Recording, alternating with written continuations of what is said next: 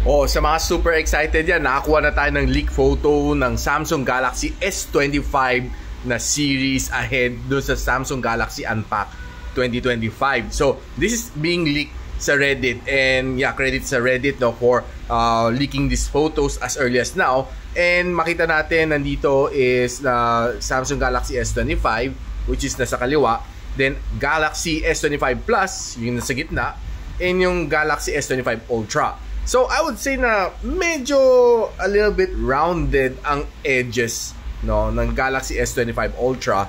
If you take a good look at it, yung kanto niya, normally it's medyo talagang squarish, talagang makanto siya.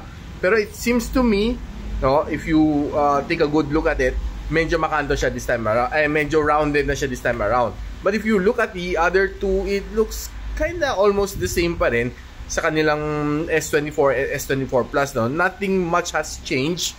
That's based on my observation dito sa dalawang unit na ito.